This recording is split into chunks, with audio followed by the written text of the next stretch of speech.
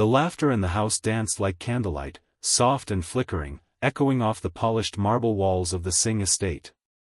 Chandeliers bathed the room in warm gold as the grand piano in the corner played a soft, elegant tune, just the kind Maya liked. Her birthday was always an affair of taste, no over-the-top fanfare, just carefully selected guests, muted elegance, and a rhythm of grace she had curated over the years. Tonight was no different, at least, not yet. Maya stood near the bay window of the living room, her silk emerald sari draped with the same precision she wore her smile. Her hair, pinned neatly, fell in waves across her shoulders. Diamond studs twinkled on her ears as she held a delicate flute of champagne in her right hand. She looked radiant, composed, every bit the woman she had always been, calm, controlled, loved by many, but truly known by few. Around her, 25 hand-picked guests moved between laughter and nostalgia. Old college friends, a few of Rishabh's business associates, 2 of Maya's favorite writers, and close family. The warmth in the room was genuine. She soaked it in, until she noticed something strange. Rishabh hadn't returned with the wine. He had disappeared 10 minutes ago to grab a special vintage from the private cellar. She excused it once, maybe twice. But as the minutes ticked, her awareness sharpened. Not suspicion exactly, Rishabh was absent-minded sometimes, but a feeling in her gut stirred. An unease she couldn't name. Then, it happened. The front door creaked open. It was slow, deliberate, not the gusty kind of entrance someone makes when late for a party. It wasn't one of the guests, they were all accounted for. It was too quiet for staff. And yet, it was as if the entire room knew, without knowing, that something had just shifted. All heads turned toward the sound. The laughter stilled. Even the pianist faltered mid-note. In the doorway stood a woman. She was tall, dusky-skinned, striking in her presence. Her features were delicate but fierce, cheekbones high, eyes sharp. Her hair was pulled back into a sleek ponytail, and her long beige coat hung open over a dark blue maternity dress. Her right hand was gently cradling her belly, now unmistakably pregnant. Gasps were muffled by palms. Murmurs began, soft as rustling paper. Maya felt her breath catch. A pin could have dropped, and everyone would have heard it. The woman took 2 calm steps forward. "Hello," she said, her voice level, almost serene. "I'm sorry to interrupt, but I had to come." No one moved. Maya's eyes scanned the room, then landed on Rishabh, standing halfway down the hallway, just outside the cellar door, as if frozen mid-step. His eyes were wide, his face pale, his jaw clenched so tight it looked like his teeth might crack. It was in that single glance that Maya knew. She didn't need confirmation. No one did. The truth walked in before words could explain it. The woman looked around, then directly at Maya. She took another step, heels clicking on marble. "I know this is your night," she said. "And I didn't want it to be like this. But he said he'd tell you today. He promised. And when he didn't, I decided I would." A single beat of silence passed.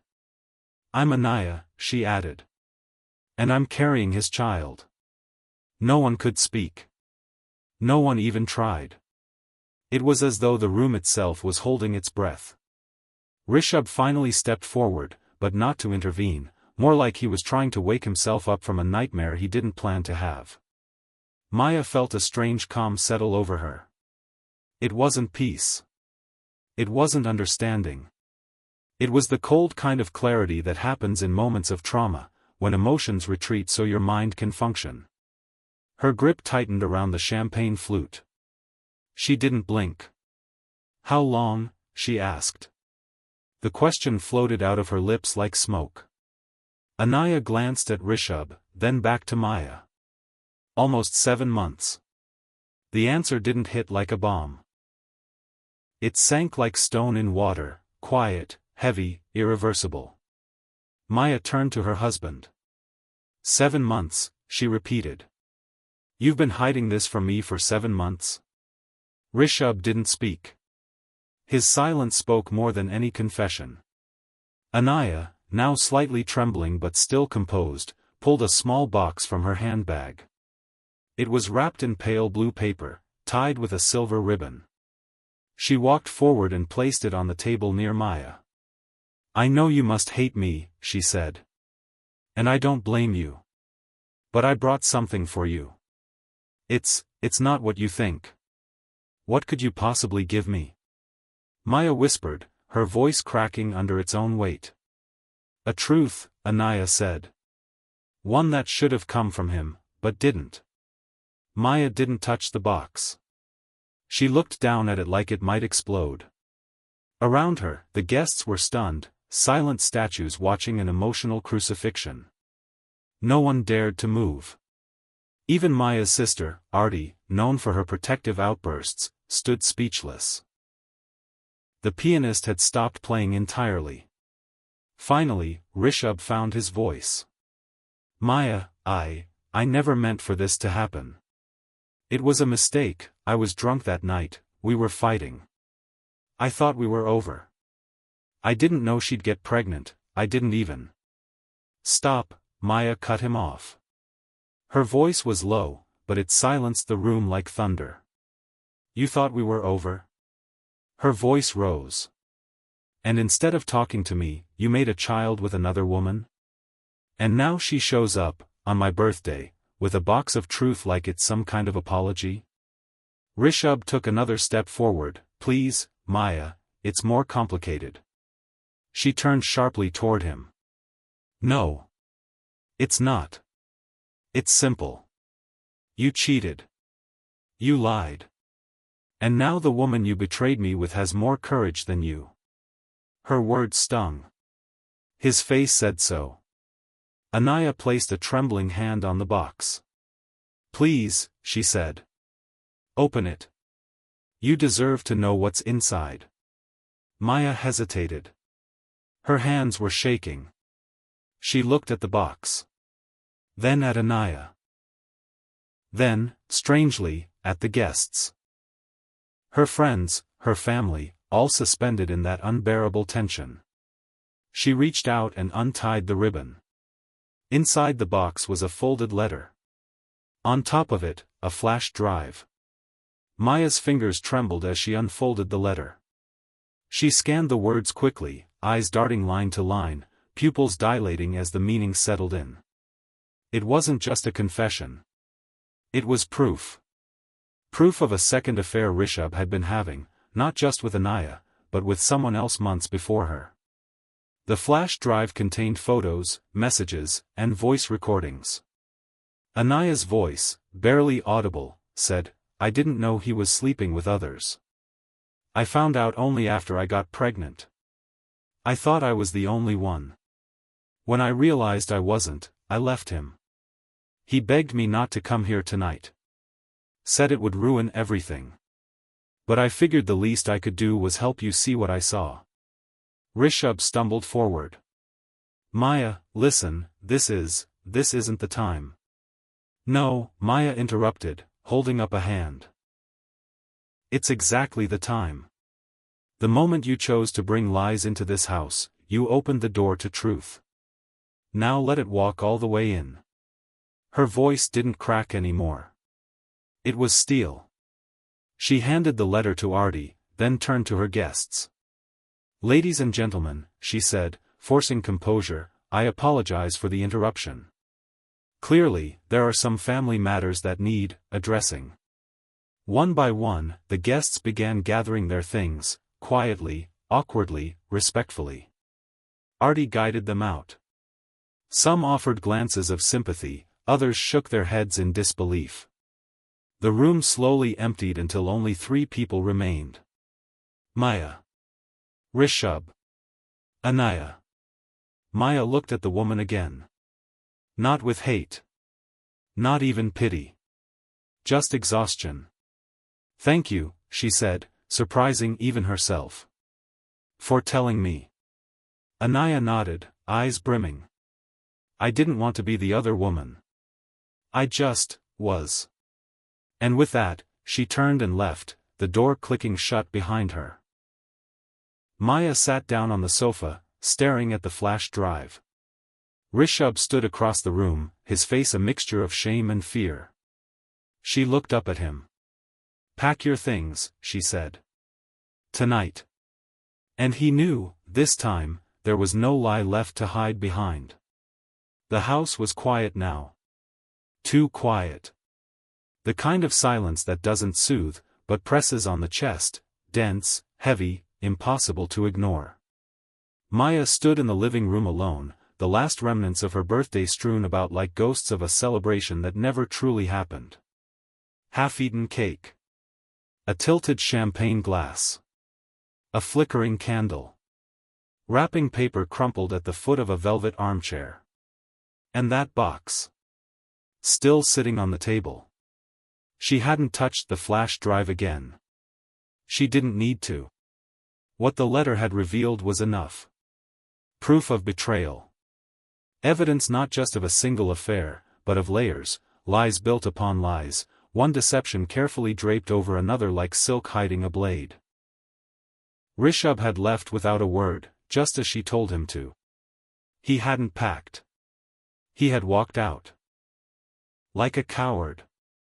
It was almost 2:30 a.m. now.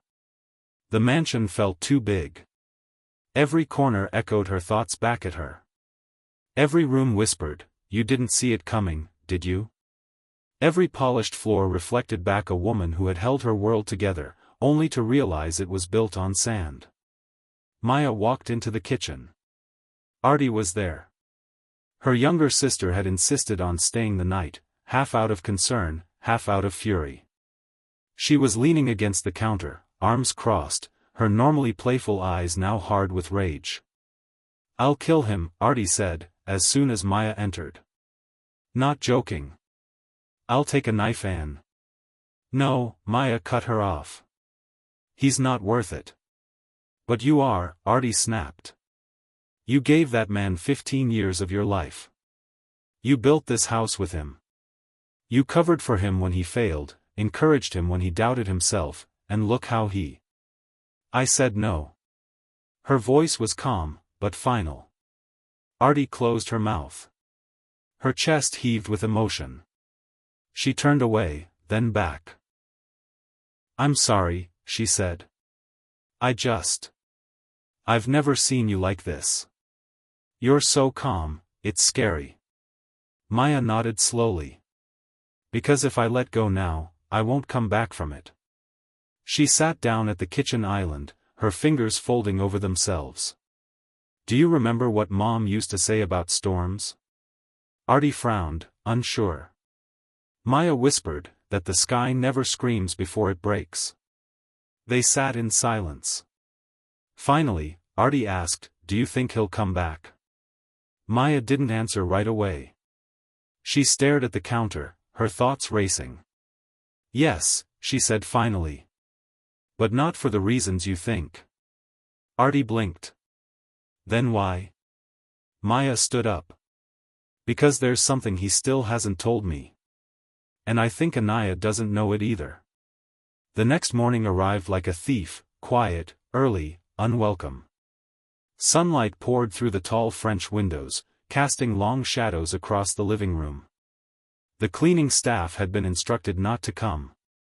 Maya didn't want witnesses. Not yet. She wanted to walk through the wreckage alone. She went into Rishabh's study. A room he rarely let anyone enter, not even her. It smelled faintly of cedar and cologne. His leather chair sat tucked neatly behind a mahogany desk. The bookshelf was lined with business books, crime novels, and travelogues, his odd little trio of obsessions. But what caught her attention was a single drawer on the left side of the desk. Slightly ajar. Rishabh was meticulous. That drawer was never left open. She sat down and opened it fully. Inside, she found an old brown notebook. Worn, scuffed. Something he hadn't touched in years, but hadn't thrown away either. Curious, she flipped it open. It wasn't a diary. It was a collection of letters. Written by her. From college. She recognized the handwriting immediately, her own, years younger, more hopeful. Letters she had written Rishabh when they had first started dating, back when he was in Delhi for his MBA and she was in Mumbai studying literature. But why did he keep these? She flipped to the last page. A torn photograph fell out. It showed Rishabh. With a woman. Not Anaya. Not someone she recognized. But the woman looked young. Too young. Her arms were around Rishabh's waist. He was smiling, a smile Maya hadn't seen in years. One of pure joy. Not the smile he wore at business dinners, or when pretending at family gatherings. This was different. And disturbing. Maya flipped the photo over. There was a name scrawled on the back. Mira. 2017. Her heart skipped a beat. The year she and Rishabh had their first major separation, he had gone to Singapore for 4 months on a business expansion project. They'd argued a lot back then. Almost broken up. But he came back. Apologized. Said it had just been the distance. Had it been her? Who was Mira? And why had he hidden this? Maya placed the notebook in her lap and stared at the wall for several minutes. Her head was spinning. She needed answers. Not from Rishabh. Not yet. From the one person who might know more than she admitted. Anaya. That afternoon, Maya sat in a cozy cafe downtown. Not her usual kind of place, too casual, too loud, but Anaya had picked it. Said it felt less like a battlefield. Maya agreed to meet. Not because she wanted closure. But because she wanted truth. Anaya walked in 15 minutes late, visibly exhausted. Her pregnancy showed more in daylight. She was wearing a loose cardigan and no makeup. Her eyes had bags under them, but her posture was straight. I wasn't sure you'd come, she said. I wasn't sure either, Maya replied. They ordered coffee.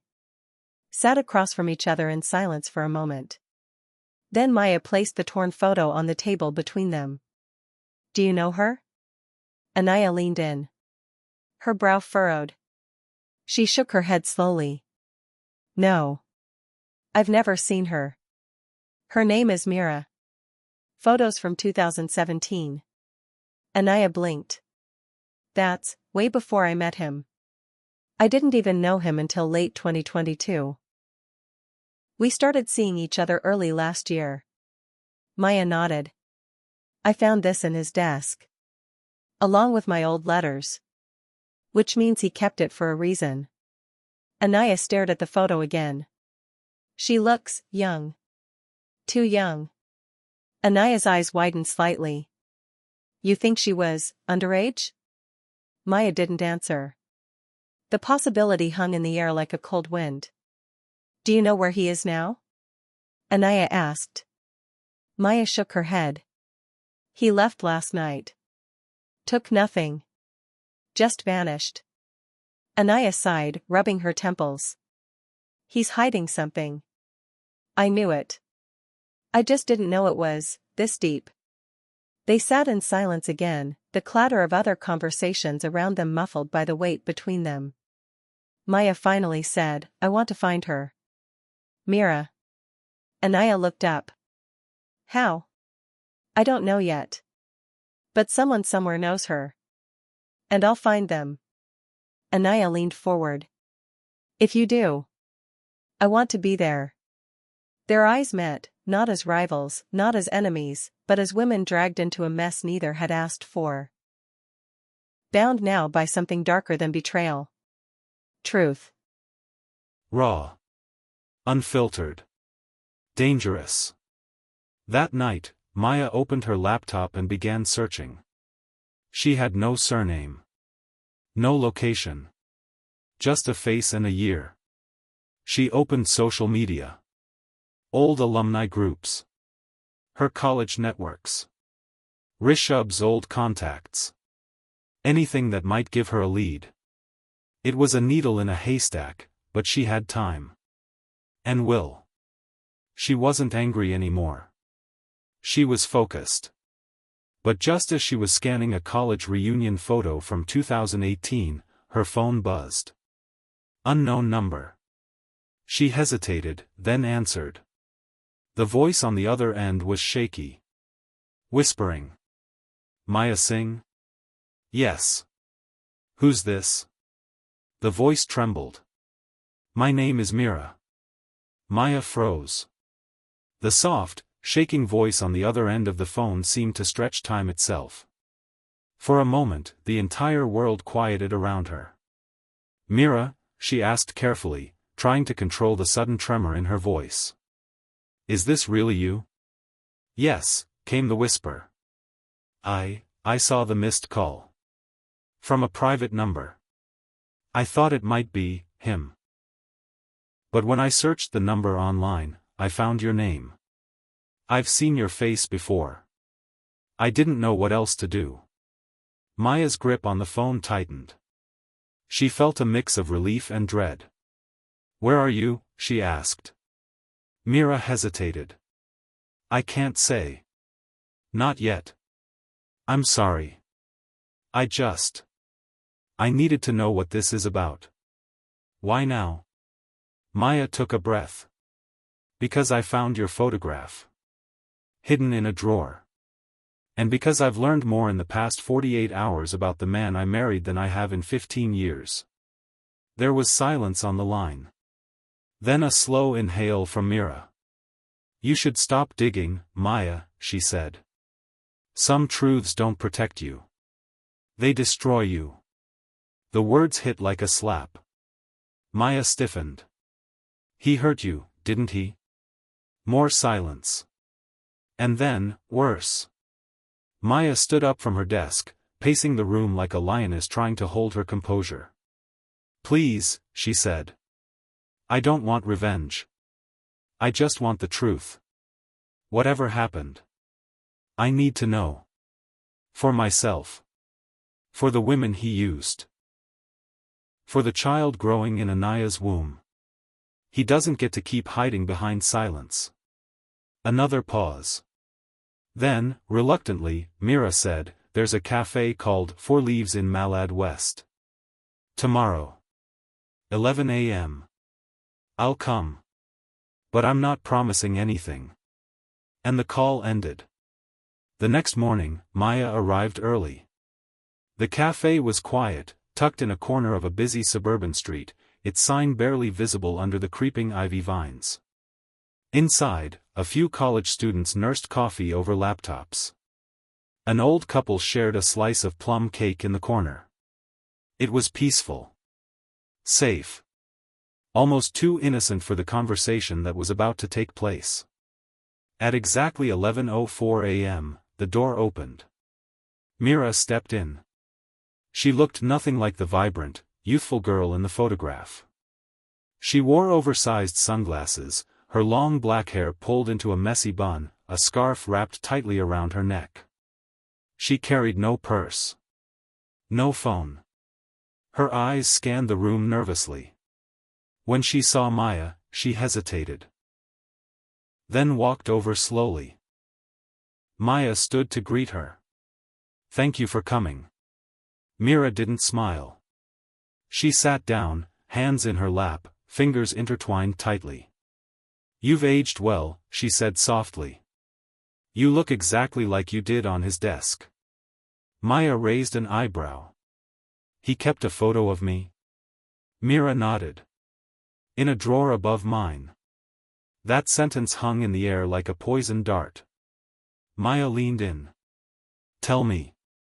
Mira took a shaky breath. I met him in Singapore. 2017, I was 21. Fresh graduate. Doing a one-year internship at the consultancy firm he partnered with.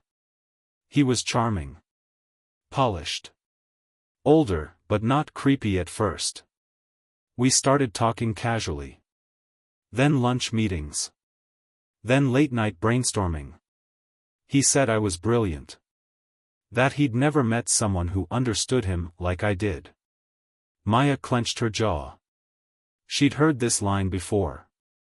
It was the same charm Rishabh used on Anaya. Mira continued. He told me you were separated. That you had filed for divorce. He said you were cold. Controlling. That the marriage was long dead.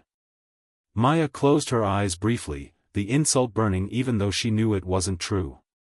And you believed him? Mira nodded, ashamed. I wanted to. He made me feel seen. Wanted. I had no family in Singapore. No real friends. He filled that void. And then? We started sleeping together. I thought it was love. He bought me jewelry. Took me on a trip to Bali. I thought he was going to propose. Then one day, I found out he had flown home to India. Not for business. For your anniversary. It was all over his social media. Maya's breath hitched. She remembered that anniversary. They had gone to Udaipur. He had gifted her a sapphire bracelet.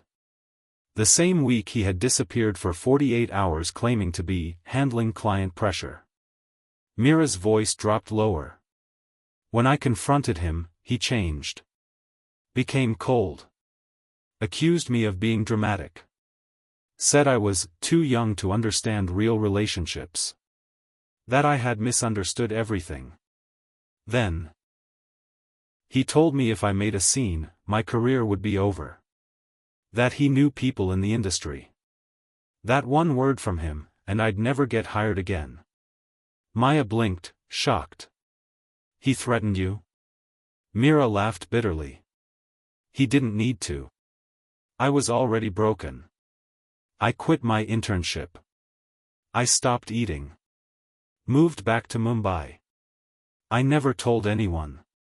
Until now. Maya felt her throat tighten. You were a victim, she said gently. I was stupid, Mira whispered. But that's not all. Maya leaned in. What do you mean? Mira reached into her coat pocket. She pulled out an old key. I found this in my apartment. Slipped under the door 6 months ago. No note. Just the key. Maya frowned. Key to what? Mira looked her straight in the eye. To a locker. In Rishabh's name.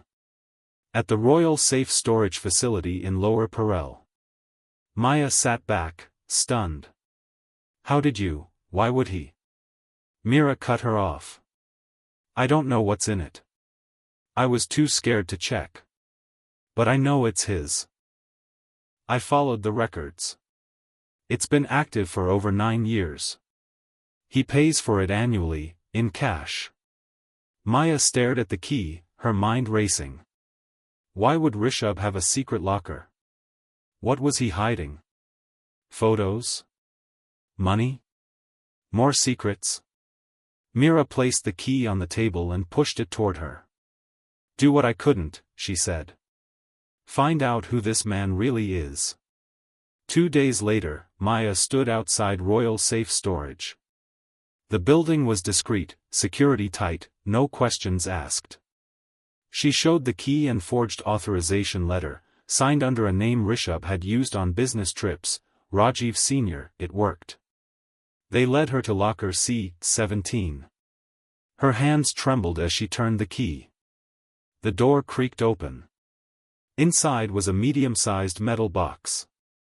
She lifted it onto the nearby table and slowly opened the lid. What she saw inside stole her breath. Stacks of foreign currency. A second passport. 3 SIM cards. A burner phone. An old journal with lists of names, women's names. Some she recognized, most she didn't. And a manila folder labeled. If I die. She opened the folder. Inside was a single page. Typed. Signed. It was a confession. Not of affairs. But of blackmail. And something else. A crime. Maya stared at the document in her hands, the air around her growing heavier with every word her eyes scanned. The page wasn't long, just a single A4 sheet, folded neatly, as though the truth Rishabh had hidden all these years could fit into something that small. But it was what the page said that made her fingers go numb. Confession, read only in case of death or disappearance. I, Rishabh Pratap Singh, declare that I am of sound mind while writing this document. If you're reading this, it means something has gone wrong. This isn't about guilt. I'm not the man you think I am, and I never was. Years ago, during a corporate retreat in Thailand, 2015, an incident occurred. I was intoxicated. So were others. There was a woman, local, young. I never got her name. But I remember her face. There was an argument. She threatened to expose the event to the media. I don't remember hitting her.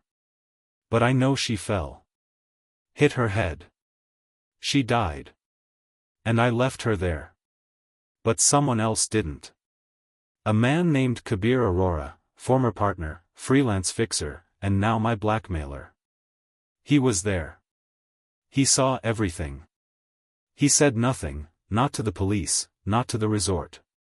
Instead, he took photos. Kept evidence. For 9 years, he's been bleeding me dry. Cash, favors, silence. I've paid him millions. I helped him launder money through my company. I gave him access to accounts. I destroyed evidence. All to keep this one secret buried. Mira knew something. She was getting too close. That's why I pulled away. And Anaya. I never meant for her to get involved. She was just supposed to be leverage, someone Kabir suggested I entangle. But now the walls are closing in.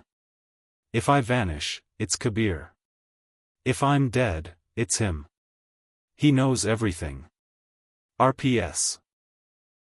The letter slipped from Maya's hand like a burning coal. She staggered back, chest rising and falling like a tidal wave was trapped inside her ribcage. The walls of the storage facility seemed to lean inward, tightening around her. Rishabh wasn't just a cheater. He was a criminal. And someone was controlling him from the shadows. Kabir Arora. The name felt unfamiliar. Like a distant tremor before an earthquake. She took a picture of the confession with her phone, then carefully returned everything to the box, except the document. That she folded and tucked into her handbag. She didn't know how long she had before someone else came looking for it. One thing was clear, she was no longer part of a personal drama.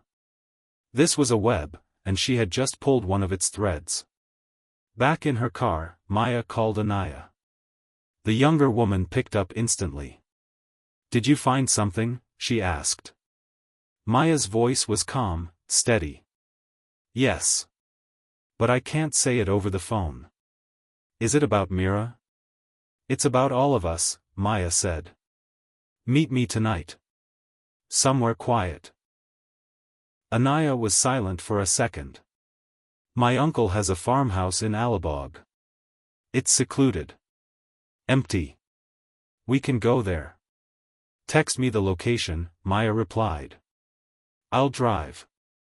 The farmhouse was a sprawling, colonial-style estate nestled behind rows of coconut trees and wild grass.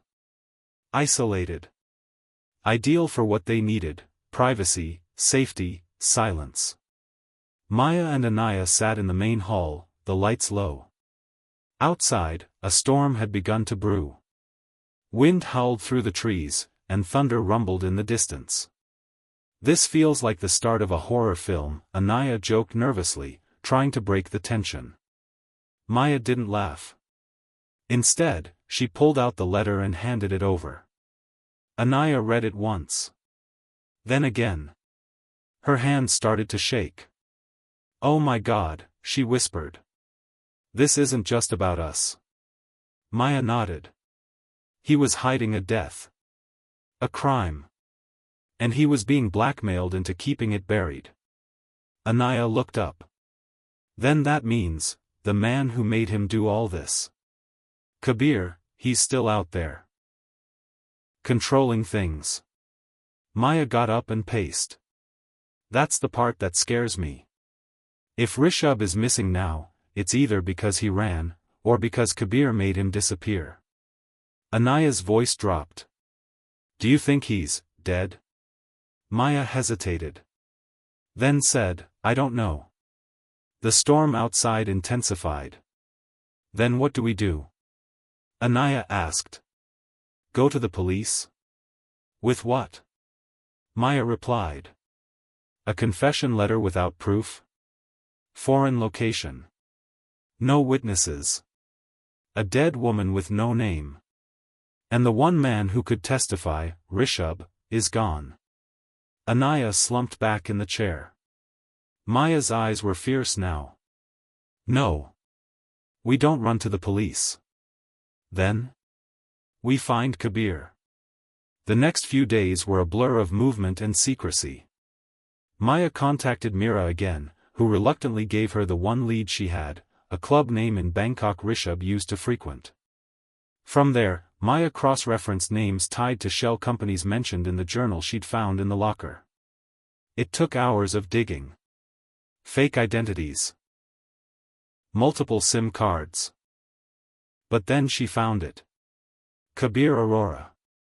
Registered as a director for a Mumbai-based logistics firm. Quiet on the surface. But the financials were messy, huge transfers, off-the-books expenditures, and untraceable shipping containers routed through Southeast Asia. He existed. And he was still operating. Maya and Anaya followed the trail to a private residence in Colaba, a luxury high-rise where Kabir owned a penthouse. They watched from a distance for 2 days. On the third night, they saw him. Tall. Lean. Sharp-featured. Mid-40s. Always in black. He moved like a man who was used to being feared, not noticed. As he walked to his car, Maya snapped a photo. It wasn't enough for the police. Not yet. But it was enough for them. They followed him twice, to a dockyard and then to a luxury hotel. On the 4th day, Anaya turned to Maya and said, "Let's talk to him." Maya stared. "Are you serious? We can't just keep hiding in the shadows. He doesn't know we know. That gives us an edge." Maya hesitated. "If we confront him, and he's involved in Rishabh's disappearance, then maybe he'll slip up. Or maybe we disappear next." But Anaya was right. They were tired of waiting. So they set the trap.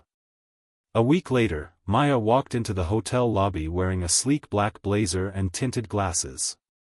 Anaya waited in the car, ready to call backup. Maya approached Kabir's table at the bar like a ghost from the past. He looked up, surprised, but only slightly. "Mrs. Singh," he said with a half-smile. "I was wondering when you'd show up." Maya froze. He knew. Kabir gestured to the seat opposite him. "Sit. Let's skip the drama. I assume you've read the letter?" Maya sat slowly. "Then you also know I'm not afraid of you." Kabir leaned in. His voice was low, like a serpent's whisper. "Oh, you should be. But I admire your courage."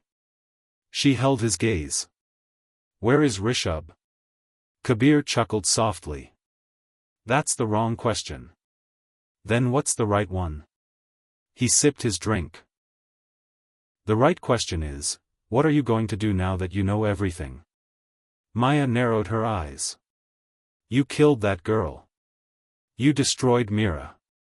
You ruined my life." "I didn't push that girl, Maya. Your husband did. You blackmailed him." Kabir smirked. "And he let me." Silence. Then Kabir said something that turned Maya's blood cold. "He made his choices.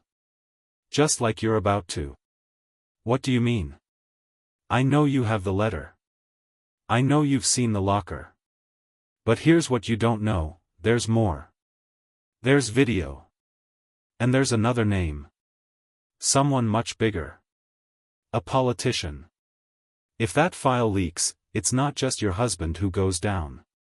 It's an entire syndicate. And they won't let that happen. Maya whispered, "You're bluffing." Kabir smiled. "Am I?" He reached into his jacket and pulled out a small envelope. He slid it across the table. "For you. A gift. Proof."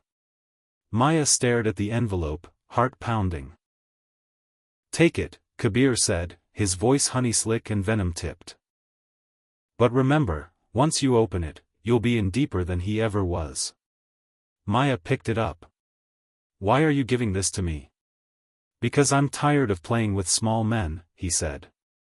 "And you might actually be interesting." Then he stood, adjusted his coat, and walked away. Maya sat there for a full minute before opening the envelope. Inside was a USB drive. And a note. "Play me. But only once. K." Maya didn't sleep that night. She sat on the edge of the bed in the guest room of Anaya's uncle's farmhouse, the small USB drive clutched in her fist like it had a pulse. The note from Kabir replayed in her mind like a looped whisper. "Play me. But only once." Anaya knocked lightly on the door. "Maya, did he say anything else?" Maya shook her head. "Only that this would change everything." Anaya sat beside her, worry tightening her features. "Are you sure we should watch it? What if it's a trap?" "It is," Maya said. "But it's also a key. To everything." They stared at the USB together. Like it could blink. Or explode. Finally, Maya rose and walked to the study. The old laptop sat on the desk, disconnected from Wi-Fi, intentionally. She didn't want the footage to upload anywhere. Not yet. Not without understanding what she was stepping into. She plugged in the USB. A single file. 11-07 Bangkok CCTV.mp4. She double-clicked. The screen flickered. The footage was grainy, black and white, but the timestamp was real. The setting, a hotel corridor. Plush carpet. Room numbers barely legible.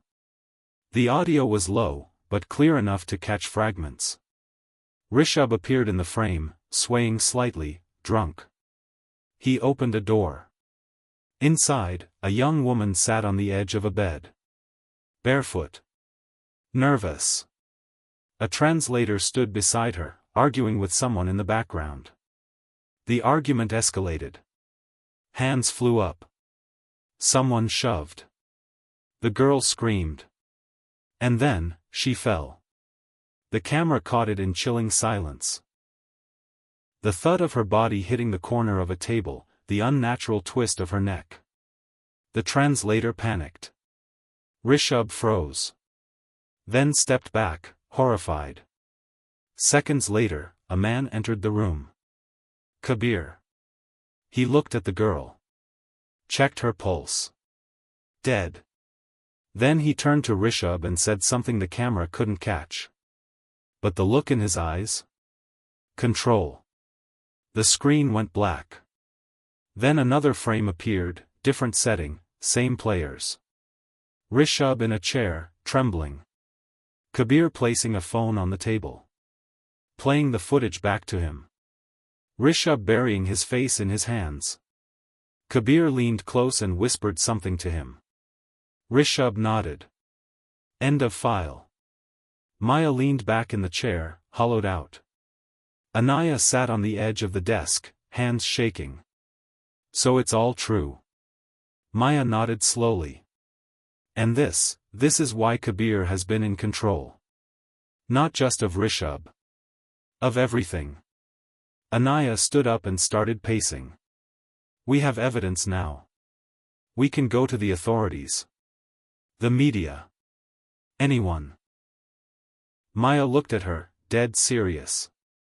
Anaya, this footage implicates not only Rishabh, but the man who helped cover it up.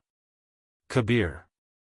A man who likely works with bigger players, politicians, corporations, dirty networks. If we release this, we become targets. But we can't just do nothing.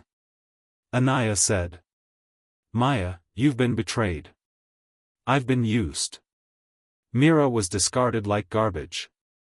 This is monstrous. Maya nodded. Which is why we don't go public yet. Not until we know who else is involved. Anaya frowned. What do you mean? I mean, Maya said, Kabir isn't the top of this food chain. He's a handler. But someone more powerful gave him permission. Someone who stands to lose more if this file goes public. Anaya crossed her arms. So what now? We play detective? Maya's eyes narrowed. No. We make them come to us. The next morning, Maya made a calculated move. She met with a small-time investigative journalist named Ruchi Malhotra, a woman she trusted. Ruchi had once written a damning piece about political corruption that led to her temporary suspension from her paper. She was bold, but cautious. Maya gave her only part of the story. No names. Just enough to stir water. Ruchi agreed to publish a blind article, an anonymous exposé about a wealthy businessman being blackmailed over a mysterious incident abroad. The article dropped 2 days later, buried among more sensational headlines. But it was enough. Enough to rattle Kabir. Enough to rattle whoever was protecting him. The calls started the next day. First came an unlisted number. No voice. Then a letter, slipped under Maya's apartment door. It read. You don't understand the game you're playing. Walk away. Final warning. The handwriting was clean. Clinical. Maya read it aloud to Anaya and laughed softly. We got their attention. But they're watching you, Anaya said, worried. How are they tracking you? Maya held up her phone. We change numbers. Use burners. No social media. No patterns. Anaya hesitated. And Rishabh? Maya turned serious. If he's alive, Kabir still needs him. As leverage. If he's dead. She didn't finish. But then, something happened Maya hadn't predicted. Late one night, she received a video call. Private ID. She answered cautiously. The screen flickered. And there he was. Rishabh. Bruised. Beard grown. In a dim room with no windows. Maya, his voice cracked. You need to stop. Tears filled her eyes. Where are you? I don't know, he whispered. They keep moving me. But it's not Kabir anymore. He handed me off. They're cleaning house. Who? Who's they? Rishabh looked over his shoulder. His lips trembled. A man named Vikrant. He. The screen went dark. Disconnected. Maya sat frozen. Vikrant, she whispered. Another name. Anaya stared. We trace him. Maya stood up. And then we burn the entire network. Over the next week, Maya and Anaya followed the new trail. Vikrant Malhotra. Ex-intelligence officer. Turned private security consultant. His firm, Vanguard Strat SEC, was deeply embedded in government contracts. Untouchable. Invisible. But Anaya's friend, a cybersecurity analyst, helped them breach a small backdoor in the company's archived invoices. From there, they found a pattern. A remote farmhouse, rented in a dummy name, 80 kilometers outside Pune. They went at night. No weapons. Just a plan. They waited in the tall grass until dawn. And then they saw him. Rishabh. Led outside by 2 guards for what looked like morning air. He looked thinner. But alive. Maya's heart clenched. Anaya held her hand. We can't take them now. Not without a plan. We'll get him out, Maya whispered. But not yet. First, we finish it. The trap was set 3 days later. Maya sent Kabir a message through an encrypted app. Meet me where it all began. Bring Vikrant. No more middlemen. The location? The same royal safe locker facility.